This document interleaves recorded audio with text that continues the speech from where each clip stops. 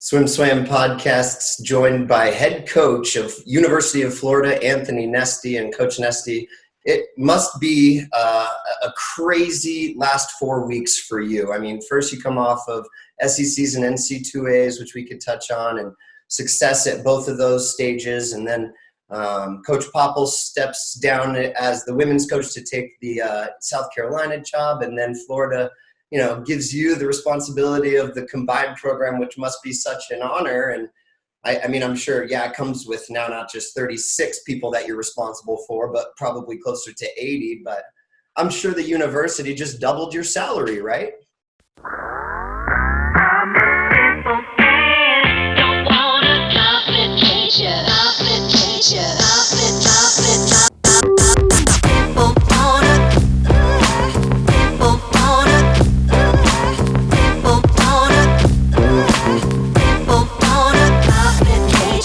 Definitely a great honor.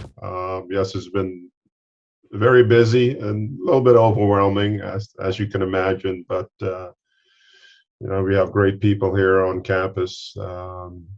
Great coaches, great support staff, and I'm very honored and humbled, to be honest, to be asked to take on the women as well. Yeah. It's a well-deserved honor, and you should feel very proud of it, but it also comes with a lot of responsibility. How does your daily role change in your mind now as the combined head coach?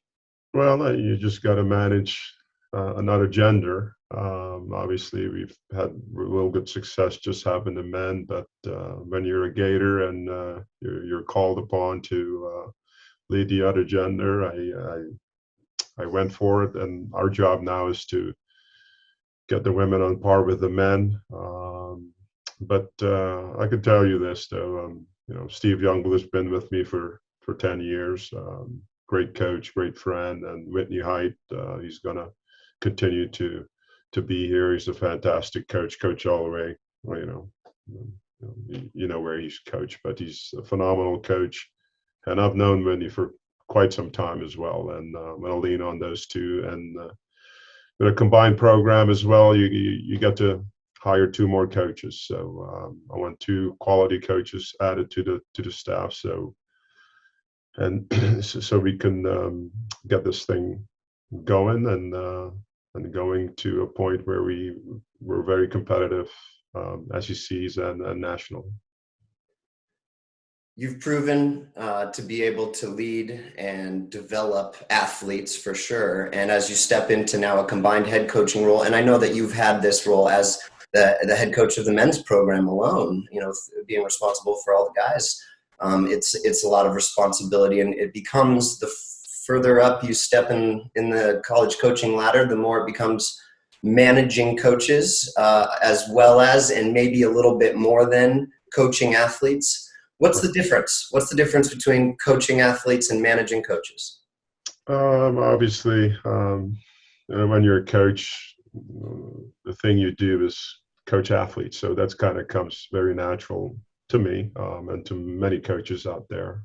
You have to deal with, obviously the training plans, talking to the coach, talking to, the athletes and where they're at, where they want to go, setting the foundation as far as sports health, mental health, strength and conditioning, talking to the strength coaches on how we can improve our strength, where it translates pretty well in the pool. But managing coaches, it's obviously new territory for me, but I think we all need to have the same vision.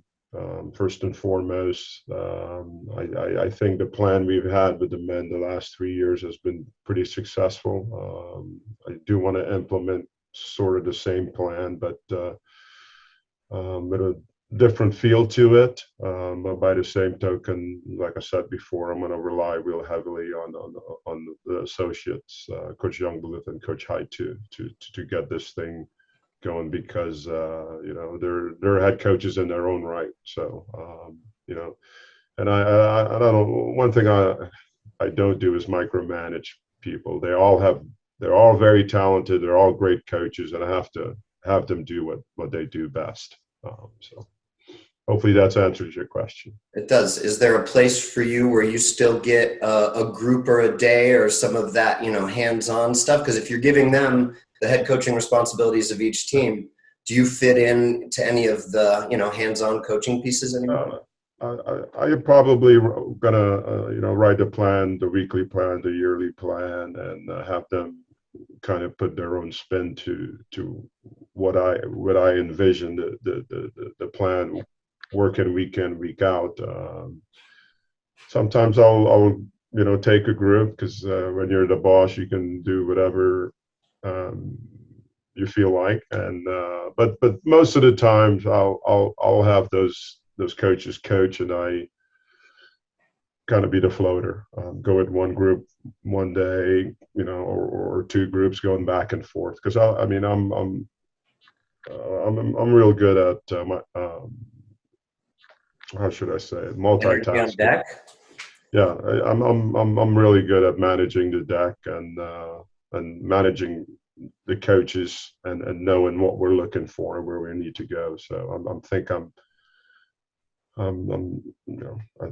gonna have it set up where sometimes I would take a group, but the majority of the time, the four coaches here, they're going to be very qualified, and they can manage the particular group that they're in. But I can just kind of move around, making sure what we're looking for, I see. So Yeah. How did, and I listened to your podcast with Malin Coleman, and I really enjoyed it. And so I kind of want to reference that podcast. And it was during quarantine, and you had slowed down and been able to spend 6 months with Lily, your daughter. And you'd also talked about how, in these meetings with the men's team, you guys discussed empathy and compassion and understanding for each other. I know that it was not in your mind at that point, but the things that we're taking out of quarantine that we learn now are kind of nice silver linings to the whole pandemic. How did that time prepare you for your new challenge of taking on the women's team too? good question. Our sport is so demanding that if you don't have empathy for the person next to you, your teammates, the coaching, the support staff, it's going to be a very unpleasant experience for everybody. And I think first and foremost, if you care about your teammates, I think you'll get an environment where it's a good one. It's going to be an environment where people will go to bat for each other. They're going to even swim harder for each other. And sometimes I'm not in those meetings. Okay, so but from what I gather from talking to Dwayne, which I will do with the women down the line as well, is guys just talk freely and to get to know each other. Because sometimes they always surprise each other, because sometimes they say something that one of their best friends didn't know about them, because you're dealing with men. Some things you don't talk about, right? But I feel that we need to talk about those things, because if you do talk about those things, you're going to have a pretty cohesive group, and a group that cares about each other, and a group that's going to perform at a really high level, year in, year out. And I mean, it took some time to get there, but as you can see, the results we've had the last couple of years, it's a huge. I think it's a big part of it. And then when we started this, all the guys were kind of, am I ready for this? But as the meetings went on, week in, week out, they found out that this is really helping us get together as a group, and athletically, as far as posting really good times, team scores, et cetera, et cetera. It has helped. So my vision for the women is the same. Obviously, I don't know all the women very well. I had to apologize to them in advance, because I'm horrible at remembering names. I can remember numbers, times, but names I'm having a hard time. So, but I think it was, because the women saw the progression of the men in the last 3 years, and from year to year, and I think they're wanting that. So, Yeah. I mean, they have to be excited, and with your energy and your ability to connect to people, the women have to be thrilled.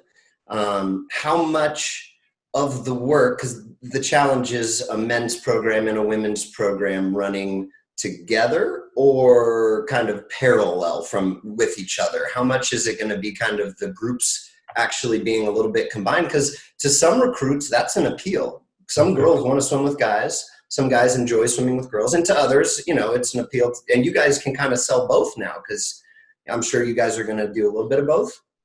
yeah, a little bit of both, but I'm a big believer that you know strength and condition should be separate. I mean, it's crazy to think that we're going to go in the weight room at the same time, because it just doesn't make any sense. So just doing the weights separate, doing all the conditioning stuff separate. I think when a practice benefits both genders, we will be together. But for the most part, we're going to have to, have a schedule where it's men only and women only. Women have to train with women, men have to train with men. But whenever the practice benefits both genders, we'll be together. How many practices is that? I'm still trying to wrap my head around it. But as far as this week, well, we kind of implemented a little bit of that.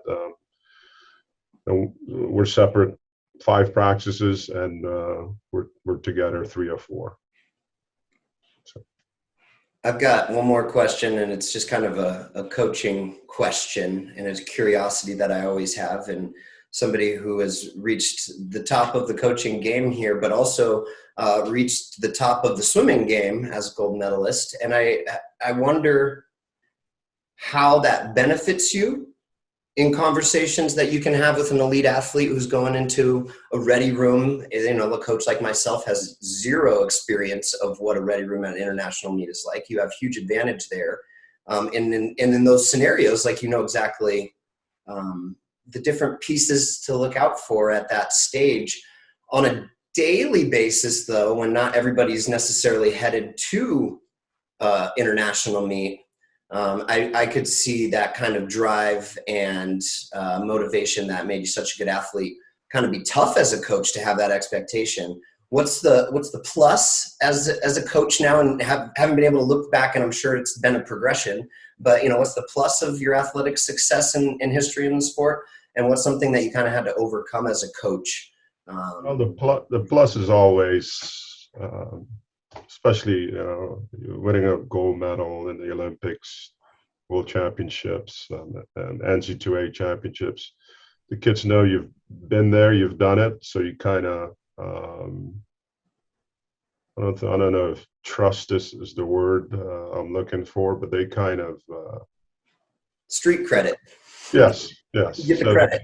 And when you talk to them, and then you can kind of see the connection of okay, I want to get to this level. Coach Nest's been to that level. Maybe I should listen to him more. but it's and there's a connection too, right? Communication. The most important thing I tell our guys and our women, the communication between coach, athlete, coach, and it has to be impeccable. If you look throughout, all sports, the connection between the coach and the athletes and vice versa it has to be respected, and it has to be honest dialogue, because if the kids give me honest information, we can use that information and to put them on a path where it benefits them and it benefits the program. If that makes any sense. So, yeah. The negative. When I first started coaching, this gnawed at me, because I was pretty driven. I was a sprinter training with the distance guys. It shows you how crazy I was. Training with, Carlton Bruner, Matt Sedlinski, Jason Gorey, all those high level distance guys. And when I first started, I wanted everybody to be like me, right? But and it caused a little friction because I wanted everybody to be Anthony Nesty, so everybody had to do what Anthony Nesty did, and I was like, the first couple of years I had a real hard time with that, but once I got past it, I kind of realized that not everybody is me. Everybody's their own individual. You have to treat everybody a little differently, and to get to the performance that you have, they just need to be themselves.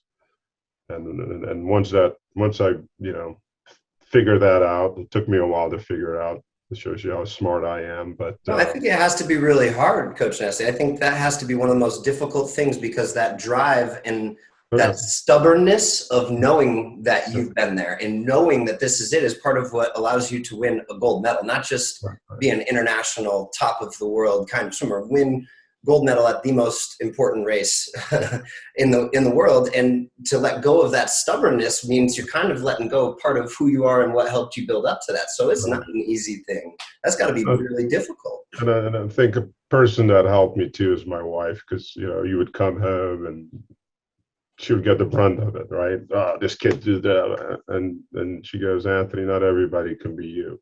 So yeah. So and then you kind of take a step back and go, you're right. So and then as soon as I realized that, it was dummy it down, make sure the kids they had to be themselves. They can only be themselves, and Coach Nesty, you're just going to have to live with it. All right.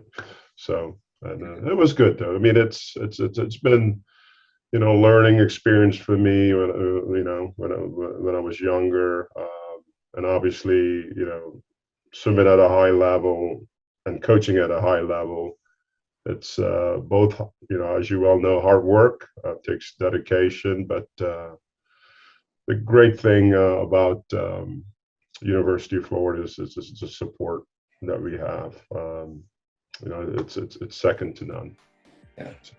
Well, I think they also have a pretty great head coach, because you're right, not everybody can be Anthony in the water, and not everybody can be Coach Nesty on deck, but I'm going to strive to be more like Coach Nesty. So I really appreciate this talk. I really do. And I think they're lucky to have you, Coach. Thank you. And best of luck here going into the Olympic summer, and then, your first season as the head of the program. Thanks. Appreciate it. And thanks for all that you guys do.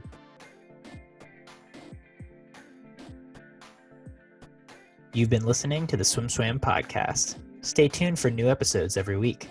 You can take SwimSwam podcast on the go by subscribing on your favorite podcast platform. Look for links in the description below, and be sure to subscribe to our YouTube channel for more videos as well.